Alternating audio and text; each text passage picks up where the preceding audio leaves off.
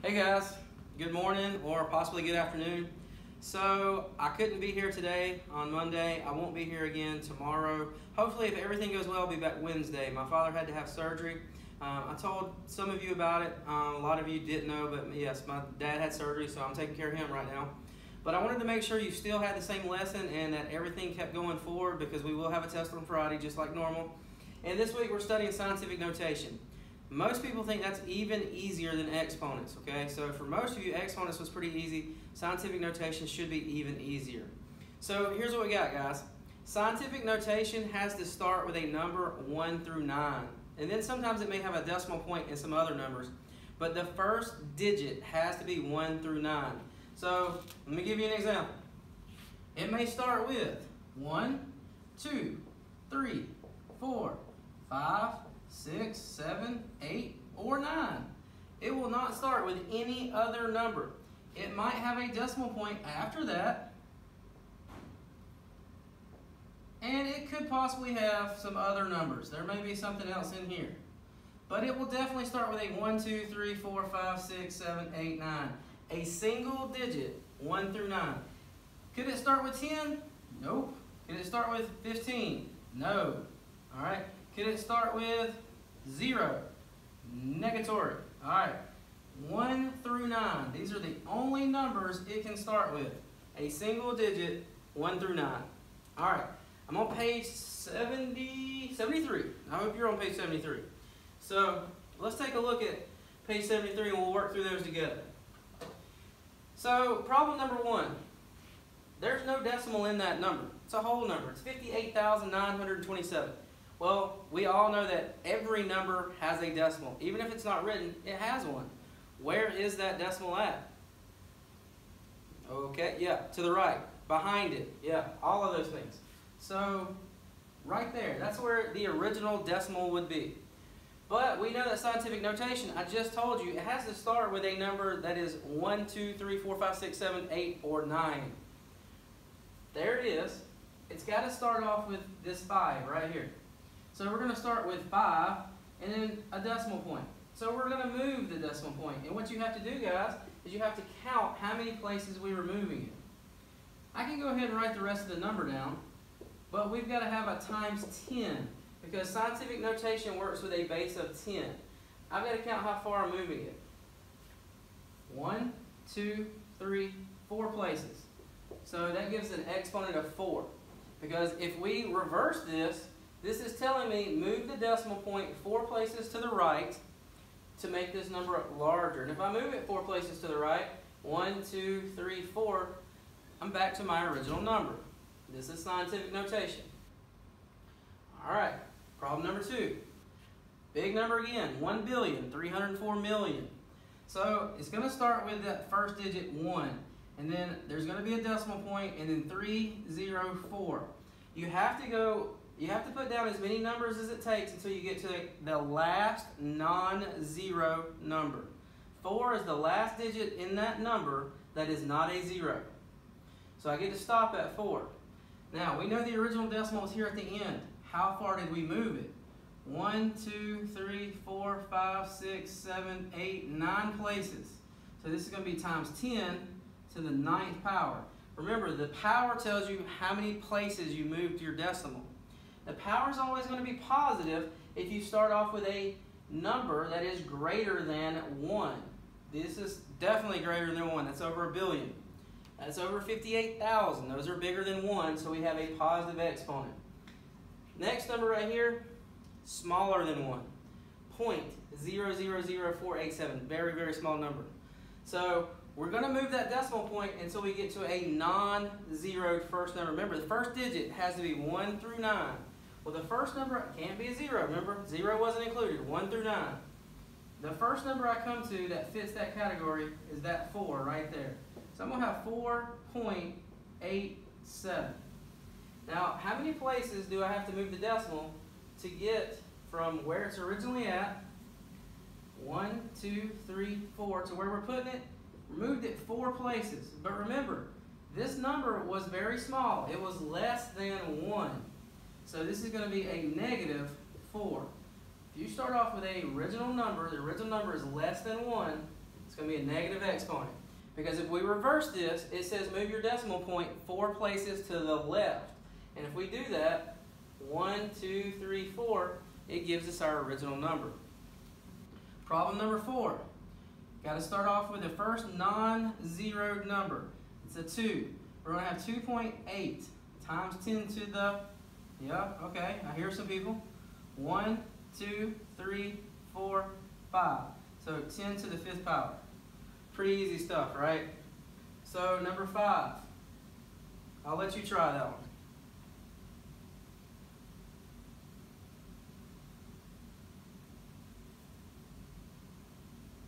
All right, did you start off with 59? Because I'm sure somebody did. Doesn't start with 59. Starts with 5. That's my first non-zeroed number. And then decimal point 9. Remember, it's got to be 1 through 9. All right, times 10. You're always going to have a times 10. You remember that key on your calculator? Times 10 key, 10 x 10 n button. All right, well there it is. That's the x10, and the n will be our power. So how many places do we move that decimal? 1, 2, 3, 4, 5 places. That's going to be a negative 5 because the original number was smaller than 1. Number 6. You may already have this one. 6.73. We don't need anything else because the rest of those are trailing zeros. Times 10. Now how many places do we move it? 1, 2, 3, 4, 5, 6. So that is a positive 6 because that number was bigger than 1. All right, you want to try number 7?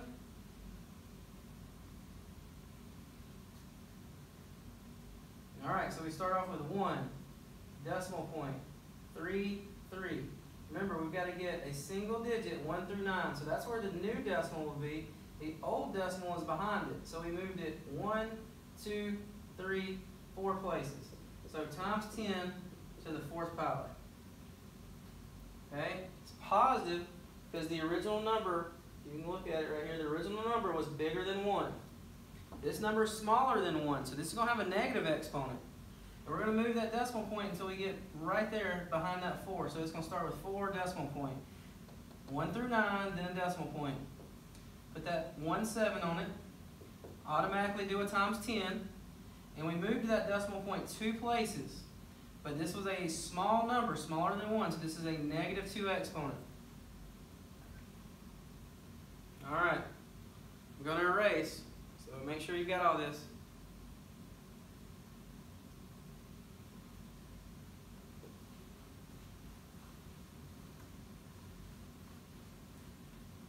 All right, let's look at the rest of this page.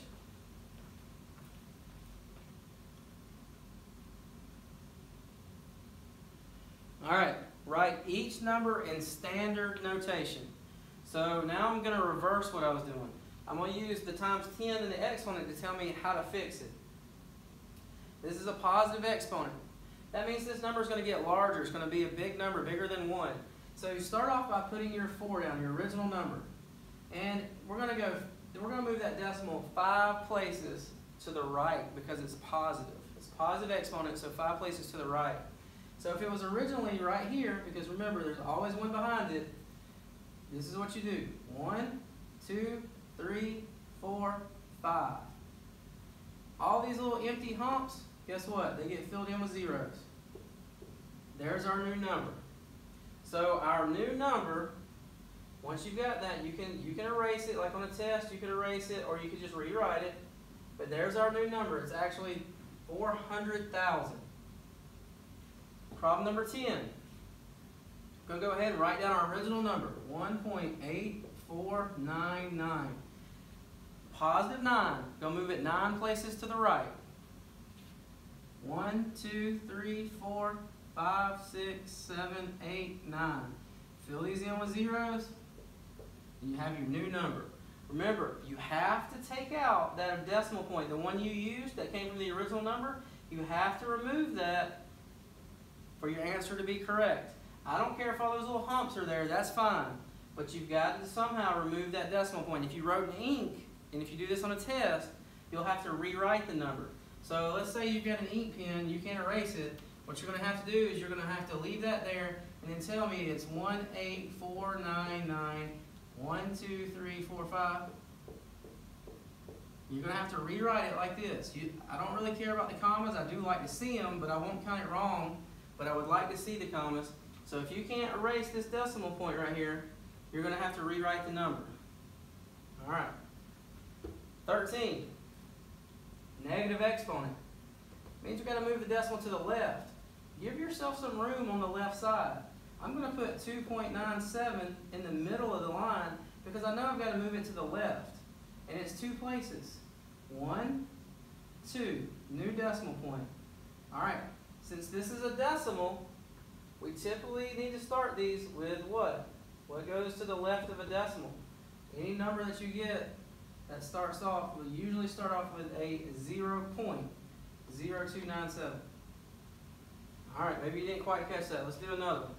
Well, still positive. We'll have to go through a couple more. All right, positive exponent, moving to the right. 1, 2, 3. Fill that in with a 0. Take out that decimal. We are good to go. 6,410. Okay. 8.456. Moving the decimal 7 places. 1, 2, 3, 4, 5, 6, 7. 0, 0, 0, 0. Take that original point out that we didn't need. For me, I can erase all this because it's dry erase. Alright, I can come in here and put commas in here. Remember, you start on the right-hand side, and every 3 spots you put a comma. Some of you do it from the left. That's incorrect. You got to start from the right. Every 3 places you put a comma. Alright, a negative. I've got another negative. I know that means we're going to go to the left 5 times. So I'm going to put 9.06 way over here because I know I'm going that direction. I've got to go 5 times. Here I am. 1, 2, 3, 4, 5, new decimal point. Fill these in with zeros. Take that old decimal point out because we can't have 2 decimal points in the same number. All right. And they almost always start with a 0 in front, right? You've seen everyone in your book starts with a 0 in front. There's our new number. If it's a decimal, you don't need commas. Madison to the office. All right, so, golly. Y'all, how did I miss 11 and 12? Oh my goodness. All right, let's go back to 11 and 12. It's Friday. It's 5 o'clock. I'm tired. Let's go back. 8.3, negative 4, going to the left. 1, 2, 3, 4. New decimal point, right? All right, so I can take all these little humps off. Take that original point out. Can't have that. 0 in front. Good to go. Another one, negative 6. I better put that way over here so that I have enough room. 6 places to the left because it's negative. 1, 2, 3, 4, 5, 6. New decimal point. Take out the old decimal point. And take those humps off. There we go. My bad for skipping those. All right. We'll go ahead and erase so we can get the last of this page.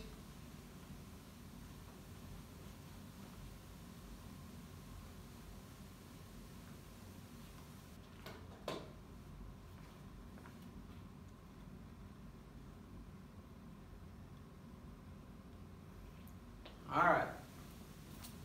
So here's where some of the exponent knowledge comes in that you learned this past week. So 8 times 10 to the 5th is about how many times as great as 4 times 10 to the 2nd. So here's how this works. These are like bases right here. Your exponents and your times 10, those are like bases. This other part, the whole numbers, that's 8 over 4. So 8 divided by 4. So 8 divided by 4 is definitely 2. Now we need to look at this exponent part. So when we divide like bases, we subtract exponents. So when we subtract exponents, 5 minus 2, we get times 10 to the 3rd power. Well, we need to go ahead and put this in standard notation. What is 2 times 10 to the 3rd power? Well, we just learned a minute ago that that power means move your decimal point 3 places to the right. So if there's my original decimal point, because all whole numbers have a point to the right, move it 3 times. 1, 2, 3. So 2,000. There you go. 18. All right, same situation. Let's see. Times as great. Anytime it says times as great, Madison to the office. that's division. 9 divided by 3, definitely 3, times 10 to the something. So now we're just looking at 10 to the 10th over 10 to the 7th. So when we divide like bases, we subtract the exponents and the base stays the same. So there's my base. 10 minus 7 is 3.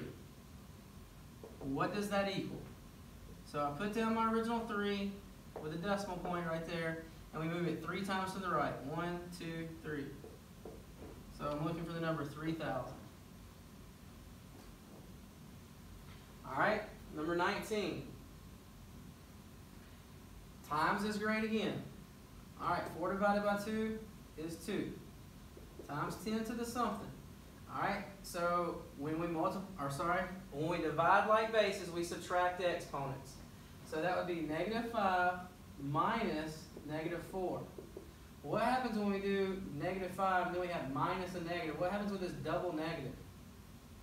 All right, that's right, it turns into a positive. So we really have -5 plus 4, which is -1. So we have 2 times 10 to the -1. Well, if I've got a negative exponent, which way do I move the decimal point? It's originally right here, and that says one place to the left. So I'm going to move that decimal to right there. So I've got 0.2. 0.2, after I move it, I've got 0.2. Right there. Number 20. Times is great. It's another division problem. 4 divided by 4, that's 1. We know there's going to be a times 10. So I've got -12 over -8. So -12 minus -8. These turn into a plus. So that's to the -4th power. Because -12 plus 8 is -4. All right. So I've got to move my decimal point 4 times, but in which direction? It's negative, so I need to go to the left. So if I start right here and I go 1, 2, 3, 4, new decimal point. There's what I've got. So I've got 0.0001, 3 zeros and then a 1 after the decimal point. 3 zeros, 1, 2, 3, and then a 1 right here. All right. If you're doing these types of problems with your calculator, because you can do them with a calculator, all you have to do is set them up as a fraction, okay? Don't use your division key in your calculator. Set them up as a fraction.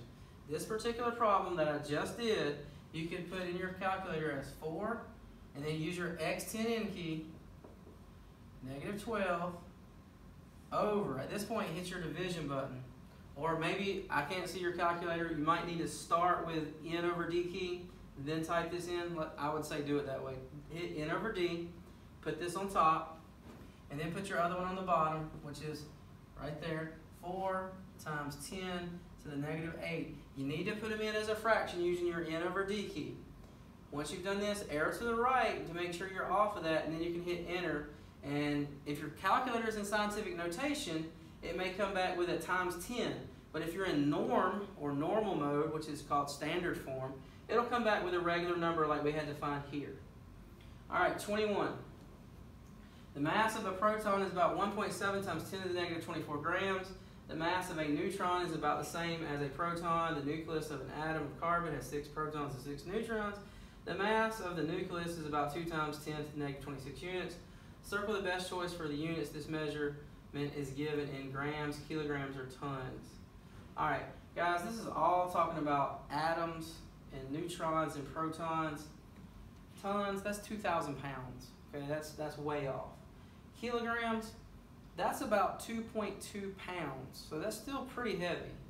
All right, grams would definitely have to be what they're talking about here. Grams would be the units. Grams are very small, so this would be grams.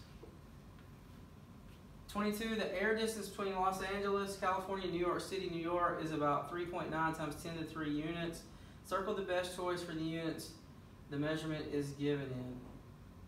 They're talking about how far it'd be to fly from Los Angeles to New York, like in a jet. And so we would measure that in centimeters, meters, or kilometers. Kilometers is the closest thing we have in the metric system to a mile. So in this case, it would be kilometers, sometimes called kilometers. All right, so that's how you solve scientific notation without your calculator. There will be times where you have to do it without a calculator, and there will be times where you can just key it into the calculator and hit enter.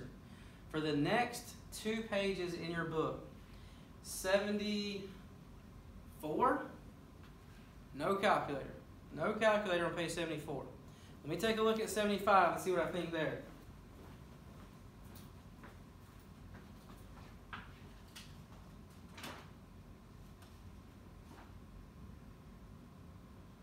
All right, 75, no calculator. 74 and 75, no calculator. We'll be back to using the calculator for this stuff probably tomorrow. I'll let Ms. Stutz know, and I'll leave her a note about that.